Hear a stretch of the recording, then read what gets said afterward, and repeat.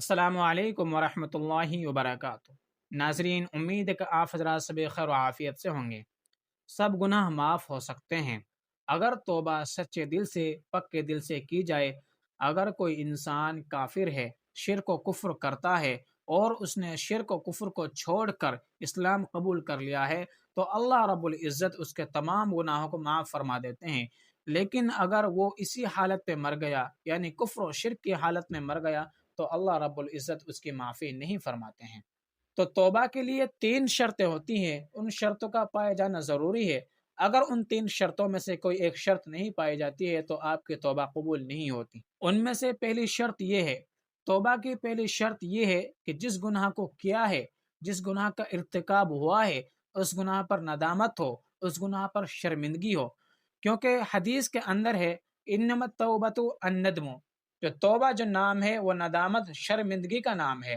یعنی جس گناہ پر شرمندگی ہونے لگے، جس گناہ پر ندامت ہونے لگے، تو توبہ کی پہلی شرط مکمل ہو جاتی ہے۔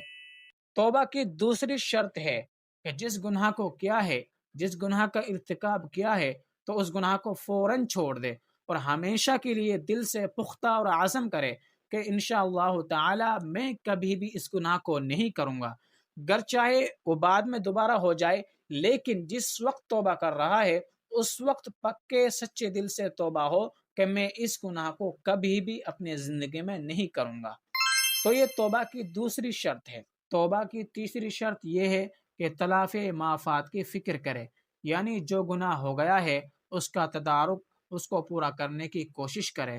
اب اس میں 2 صورتیں ہیں، ایک صورت حقوق اللہ کی بنتی ہے اور ایک صورت حقوق العباد بھی بنتی ہے۔ حقوق اللہ میں جیسے کہ نماز ہے، اگر کسی نے نماز چھوڑی ہے تو اس کی قضا کرے اور اللہ رب العزت کے سامنے توبہ کرے۔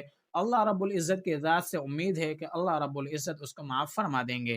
لیکن حقوق العباد حقوق اللہ سے زیادہ خطرناک ہے۔ حقوق العباد یعنی کسی بندے کا اگر حق دبایا ہے، زمین دبائی ہے، کسی کے پیسے چرائے ہیں، تو ان پیسوں کا، اس زمین کا ادا کرنا ضروری ہے۔ اور اگر کسی کو تکلیف پہنچائی ہے تو اس سے معافی مانگنا ضروری ہے، اور اگر ایسا نہیں کیا تو آپ کی توبہ کی جو تیسری شرط ہے وہ ختم ہو جائے گی، جس کی وجہ سے توبہ قبول نہیں ہوگی۔ حقوق العباد سے متعلق سب سے بڑا نقصان یہ ہے کہ آخرت میں جب اس انسان کو بلایا جائے گا جس کا حق دبایا ہے، اور اس کو بھی بلایا جائے گا جس نے دبایا ہے، جس نے حق دبایا ہے اس سے نیکیاں لے کر جس کا حق دبایا ہے اس کو دے دی جائیں گی، اور جس کا حق دبایا تھا اس کے گناہ لے کر جس نے حق دبایا ہے اس کو دے دیے جائیں گے۔ تو یہ بہت بڑا نقصان ہے۔ ایک تو ہمارے پاس نیکیاں ہے ہی نہیں، اور اوپر سے ہم کسی دوسرے گناہ بھی اپنے اوپر لے لیں، دوسرے گناہ بھی اوپر لے لیں، اور اپنی جو چھوٹی موٹی نیکیاں ہیں ان کو کسی دوسرے کو دے دیں۔ تو اس سے بچنے کے لیے حقوق العباد کا پورا کرنا ضروری ہے۔